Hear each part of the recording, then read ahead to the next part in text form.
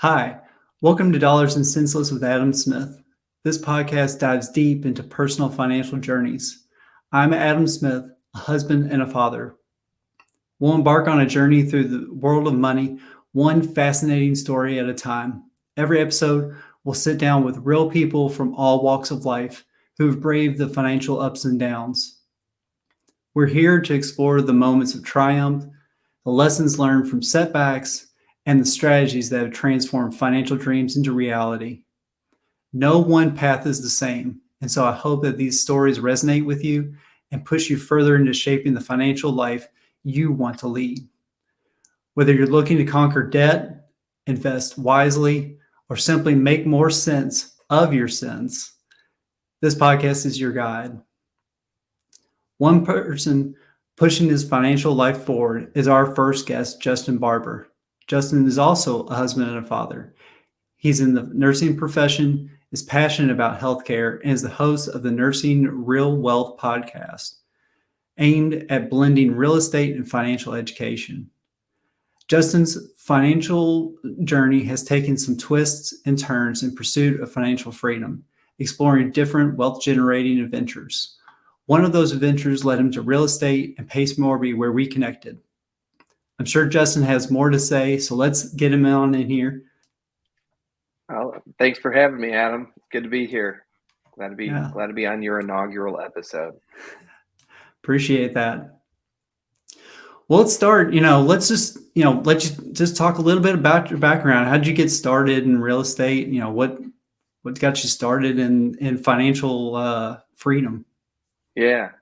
Well, as you said, I've been a nurse. I have actually been a nurse for 13 years. And if you asked me even just 5, 6 years ago where you'd be 5 to 6 years ahead or 10 years from now, where you would be, I think I probably would have said a nurse on the same floor that I was working on. But yeah, 13 years, 7 years on the front line, taking care of patients. And then I went into management for the last few years that I was on the floor.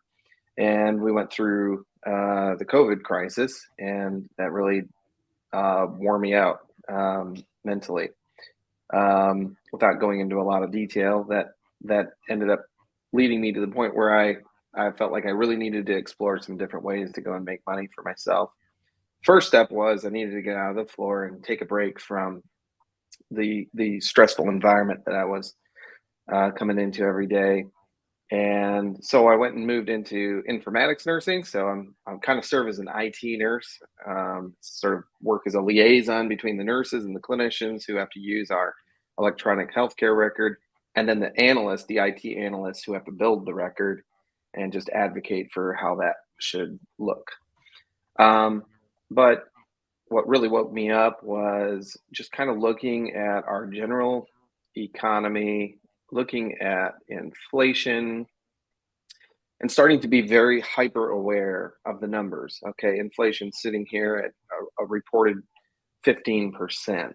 I don't know what it is right now, but at the time I was reviewing it, we're sitting at a 15% reported.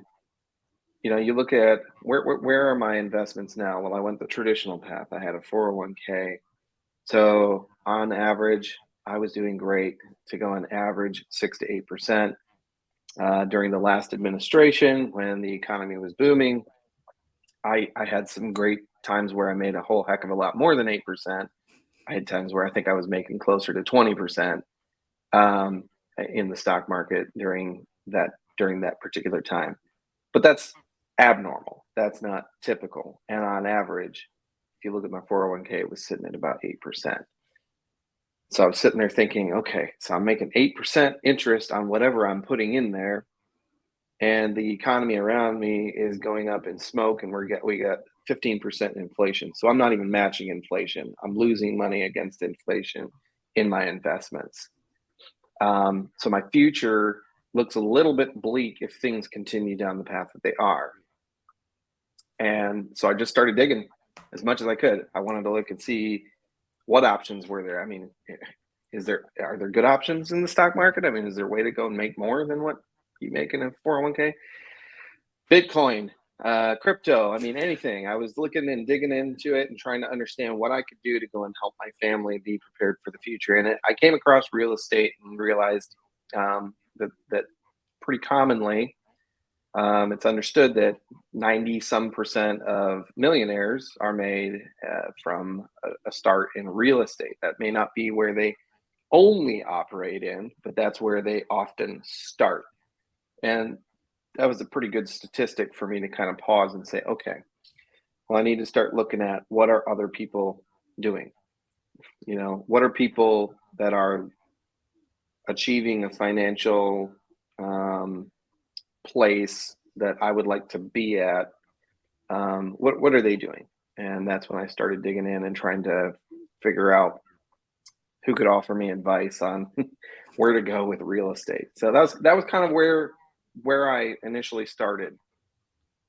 Nice. Yeah, I mean, it sounds like, you went and tried a couple different things, and I think, we had talked about that in, previous conversations. What truly matches with what you want to do, I think is what I hear from what you're trying, Yeah, what you've been talking about. absolutely. Yeah, for me, it's not just about living a plush and you know um, exorbitant life. That's not exactly that has nothing to do with what we're looking for here. For me, a lot of the motivation was also not only do I want to set a good future for my family, but also for something generational for my child, so that she doesn't have to start all over, constantly. That's what I watched a lot of families go through. Even as a nurse, I'm watching their life savings get burnt up in healthcare Hmm. because they went the traditional route. So immediately their 401ks are getting drained. And so they don't have much of an inheritance to go and pass on to their children. So you're not able to go and build off of something that your family started. I'd like to do that for my kid, um, so that she has a platform to jump from. Nice. I mean, having that legacy, even if it's not something that you're gonna like put on buildings or something, but for your Yeah. kids to get into. I mean, you started talking about, COVID kind of woke you up. And again, we're not going to get into, all the stuff that went on with that, but thank you again for being the front, being there during that time frame. But just kind of talk, you talked about, okay, how do I get into it? What are the things you wanted to kind of talk about, some of the things that are, and the people that kind of helped you along the way? Yeah. Um, so I stumbled across one gentleman that I probably won't name because I think he offers some benefit, but it's not so much in real estate. But he talks a lot about real estate, and I found him on Instagram and spent quite a bit of time just listening to his thought process. And that he was probably the first one that really kind of like expanded my mind to the possibilities of what real estate could do beyond what I ever knew. Unfortunately, I purchased his mentorship. This was my first learning opportunity. I purchased his mentorship and spent a fairly good amount of money on that mentorship, only to find out that his real big piece that he teaches is mindset. And for the price that he was paying or charging for that mentorship, I think the price was set at a point when most people have a mindset that they're ready to do something, and so that was disappointing for me. About the time that I actually was getting ready to make that decision, I started seeing some posts from Pace Morby, and connected with his message as well, and um, I kept an eye on what he was offering and what he had to say. I also found Ryan Pineda. I would say those three men definitely influenced me the most over the last year and a half. Um, and just kept listening to their messages on Instagram, and then started jumping into their podcasts as well, and their YouTube videos, and just listening to the content they're putting out. And honestly, of them all, Pace Morby put out the most detailed free content of almost anybody that gave you actually an idea of steps you could begin to take without having to dive into a mentorship at first. But basically just continue to listen to pace over the next year. And because of the failed mentorship, I was trying to figure out, well, what can I do now that won't require necessarily a mentorship? Because this first one didn't give me a lot to grab onto. And so I came across another group of folks on Instagram who were talking about the concept of Airbnb by arbitrage, where you can go and negotiate an agreement with a landlord and put that under a sublease, basically, and you get their approval to be able to go and sublease their property out as an Airbnb and run it as an Airbnb.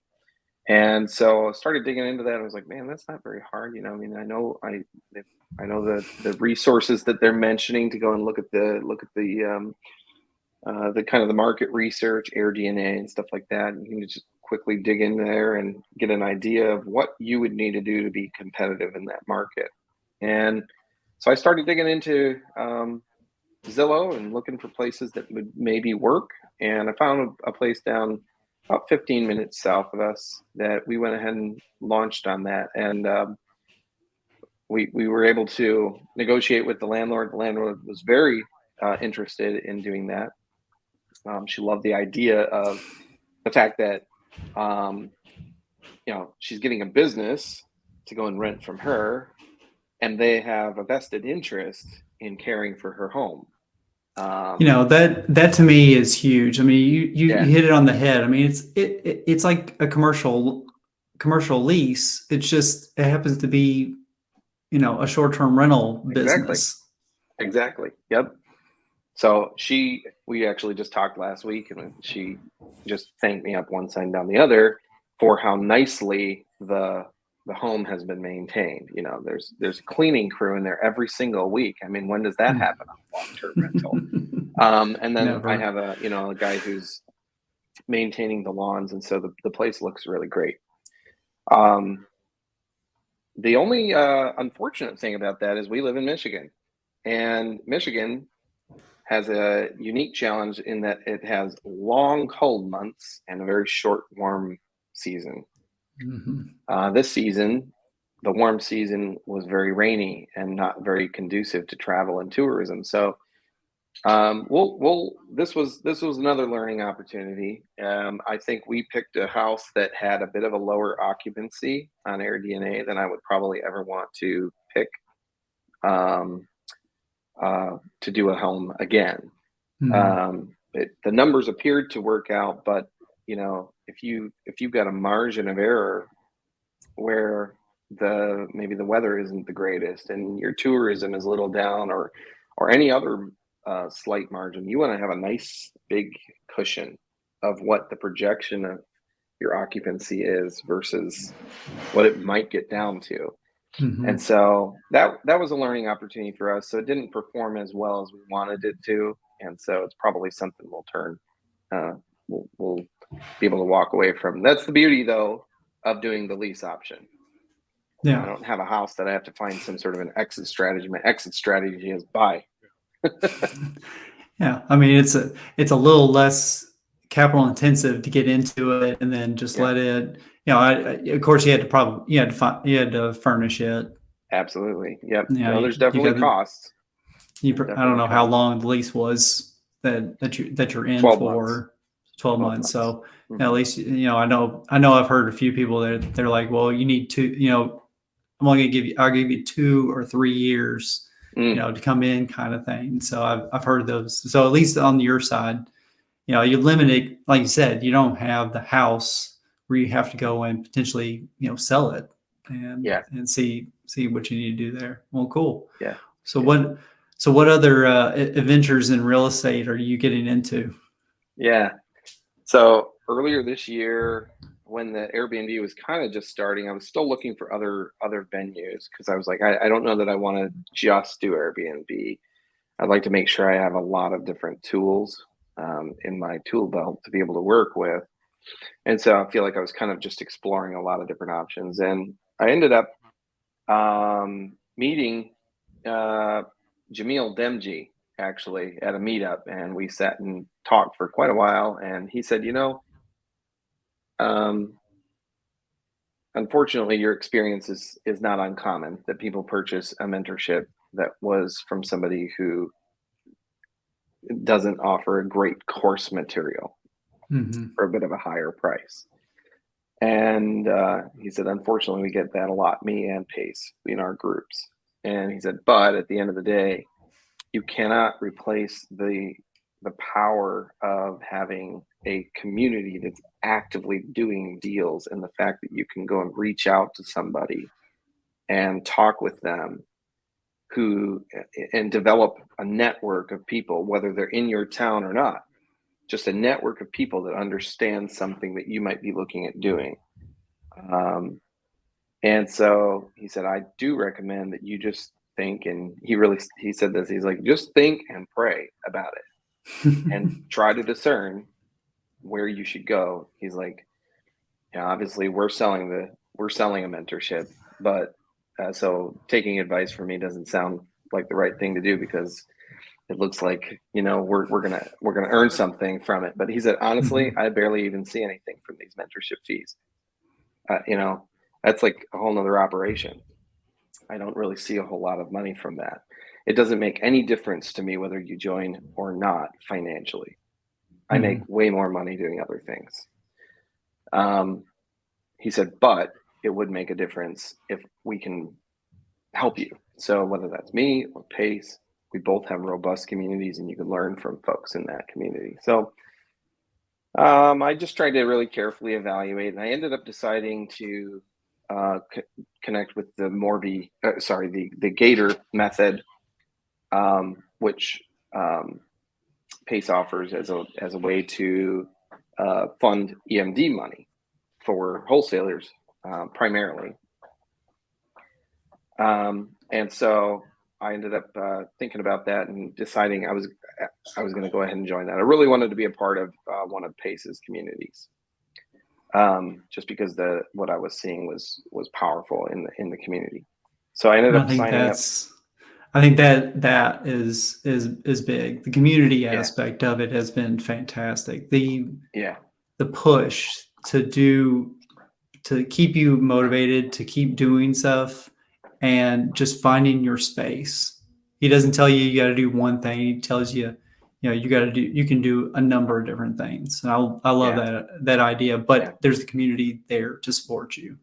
Absolutely.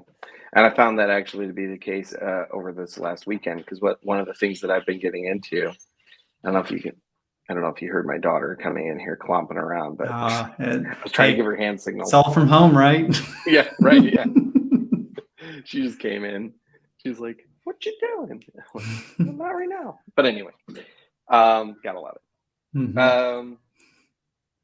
One of the things that I'm actually getting into is, and one of the things I learned that was a byproduct of being a part of the Gator method. This isn't taught in the Gator method per se, but it's a byproduct. You get into some of these bonus Zooms and things that Pace will teach. And he had Greg Herline come on and talk about Horizon Trust and the opportunities for self-directed 401ks and what you can do with those. And I had 2 401ks through the hospital. One of them they were going to stop using because we had a merger, and so they started a brand new 401k for me. And this one, they were like, "We're not going to invest in this one anymore. So you can kind of figure out if you want to roll it over or whatever you want to do with it." And I was like, "Wow, this is a great opportunity," because normally you have to quit your job to go and do anything with those. So I ended up rolling that over into a Horizon Trust account, and so I'm currently in the process of figuring out how to direct that into investments and how to evaluate investments and make sure that they are appropriate for my money to go into. And had an opportunity this last week actually to potentially fund a deal that may have actually been a decent deal, but it was high risk. And this is the power of the community. I looked at it and I was like, well, looks good and the numbers look great, but I don't know what kind of risk I'm assuming. So let me dig in here. And I went and reached out in the community, and I ended up being able to talk to 5 individuals who have done uh, loans just like this within just a couple of hours of reaching out.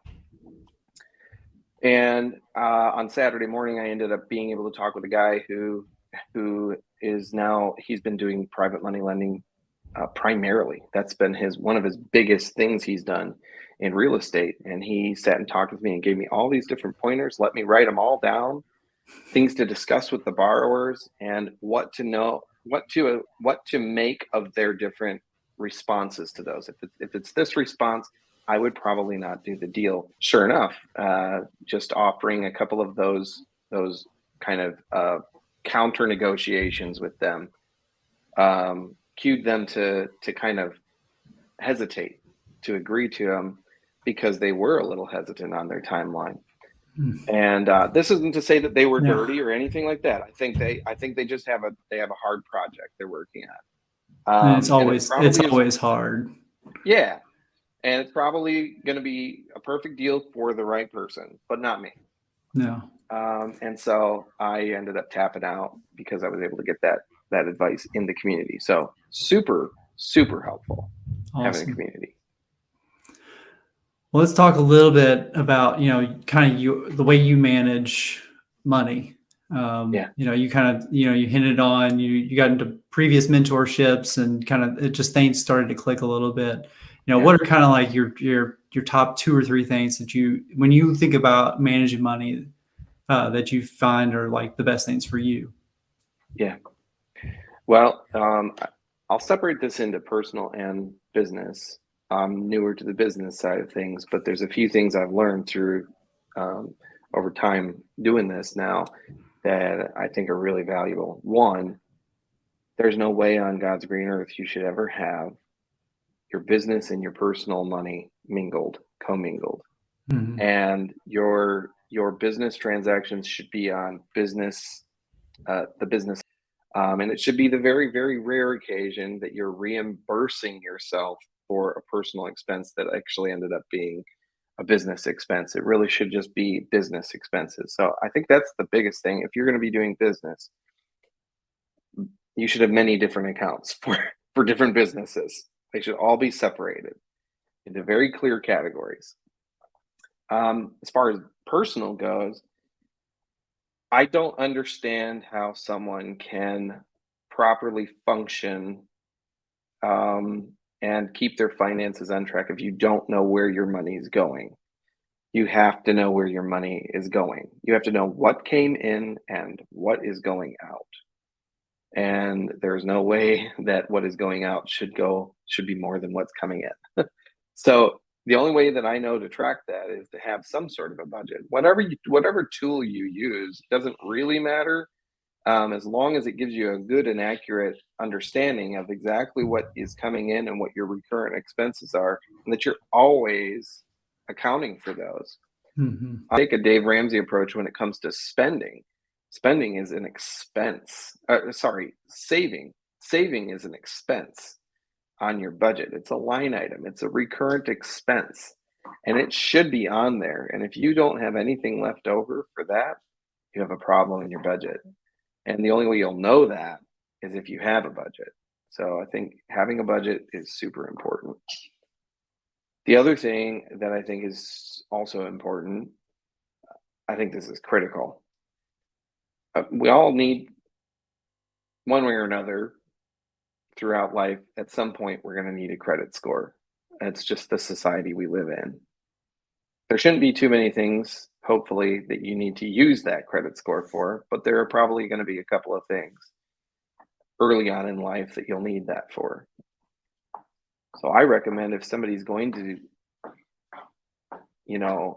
have a credit score, or needs to build a credit score, that they need to go and get a credit card that they can go and put their monthly recurrent expenses that are on their budget sheet and funnel those through that credit card, and never use the credit card for the incidental expenses.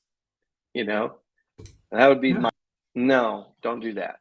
Use it for your cell phone bill, your internet bill, your electric bill, if you can.